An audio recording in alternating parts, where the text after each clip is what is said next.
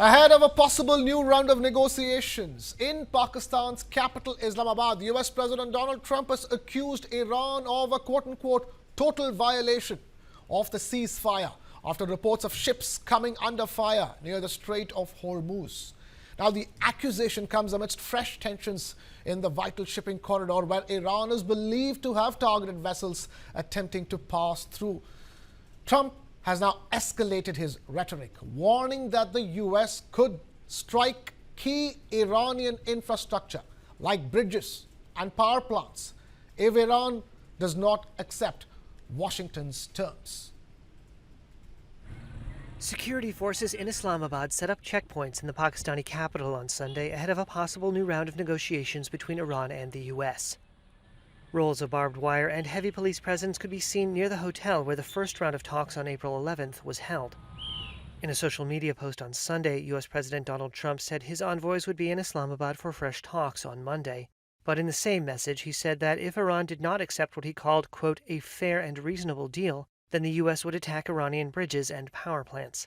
No more Mr. Nice Guy, he wrote. The conflict began when Israel and the U.S. jointly attacked Iran, killing its supreme leader and thousands of Iranians, according to official death tolls. A ceasefire reached 2 weeks ago paused the fighting, and the sides met for a first round of peace talks. The bad news is that we have not reached an agreement. That round produced no agreement. On Saturday, the Speaker of the Iranian parliament, who is the country's chief negotiator, said Tehran sought what he called step-by-step action. Quote, they take one step, we take one step. Mohammad Bakr Kalibaf said the two sides remained far apart on nuclear issues and control over the Strait of Hormuz, the two main sticking points. Iran has blocked off the strait to ships since the U.S. and Israel attacked on February 28th. Before the war, 1/5 of global energy shipments flowed through the waterway. Now in its 8th week, the war has created the most severe shock to global energy supplies in history. On Friday, Iran announced it would reopen the strait, but it reversed that decision a day later after Trump refused to halt a U.S. blockade of Iranian shipping. At least 2 ships reported they had been fired upon while approaching the strait on Saturday, and since then, shipping data has shown no movement through the waterway.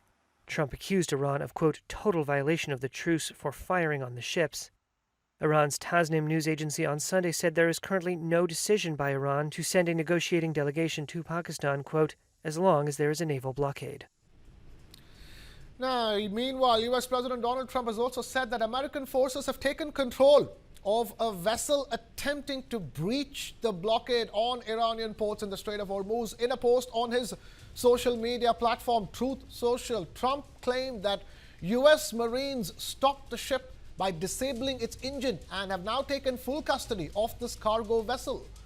The ship is believed to be Iranian flagged, though details about what's on board are still being verified.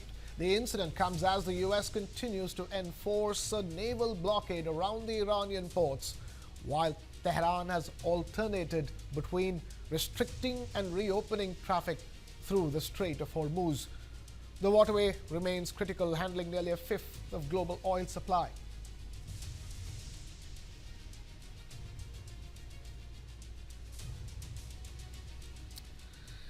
Fresh efforts to restart diplomacy between the US and Iran seems to have hit a roadblock.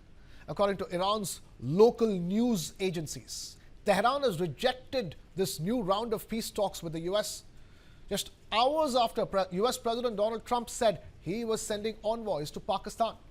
Tehran's state media says the proposal is off the table for now amidst growing tensions and continued US pressure. Iran's state news agency on Sunday reported the country had rejected new peace talks with the United States.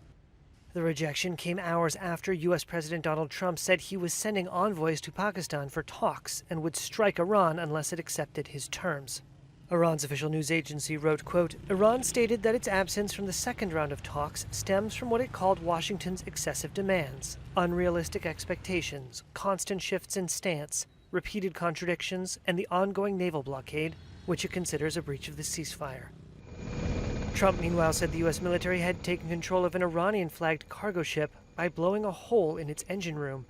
He wrote on social media, quote, we have full custody of their ship and are seeing what's on board.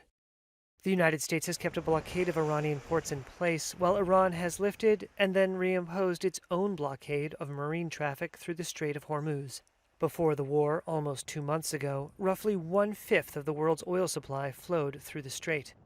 Thousands of people have been killed since joint U.S.-Israeli strikes on Iran began on February 28.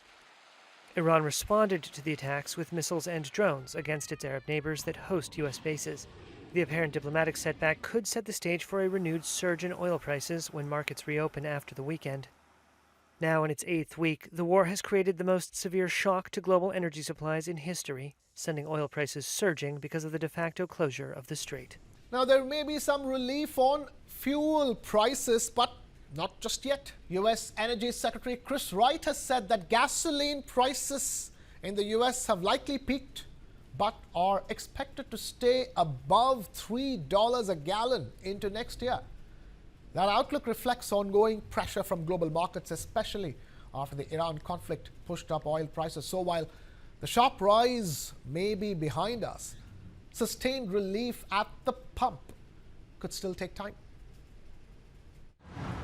U.S. gasoline prices could remain above $3 a gallon until 2027. That's according to U.S. Energy Secretary Chris Wright. On Sunday, Wright told CNN he believed gas prices had peaked, but may not fall below the $3 level until next year. Gas prices have risen since the U.S. and Israel attacked Iran, and Iran retaliated against nearby countries. The rising energy costs added to political headwinds for President Donald Trump ahead of the November midterm elections. Trump's Republican Party will defend slim majorities in the Senate and House of Representatives. This is an administration that decided on a war of choice in Iran and driving up these costs. I don't know if anybody thought about the consequences. At a hearing last week, Democratic lawmakers excoriated Wright and the Trump administration for rising gas prices. This president and cabinet made calculated choices to inflict this high-cost chaos on Americans. So when are we really going to get $3 a gallon gas? Well, I think that's going to be the up to how the negotiations go. Trump administration officials have offered differing views on how gas prices may shift. Treasury Secretary Scott Bessent last week predicted gas prices would fall to the $3 per gallon range this summer. So we will see, and I'm optimistic that during the summer we will see gas with a 3 in front of it sooner rather than later. Trump himself has said that gas prices may remain elevated until November. The average price for a gallon of regular gas on Sunday was $4.05, according to an estimate by the AAA, compared to $3.16 a year ago.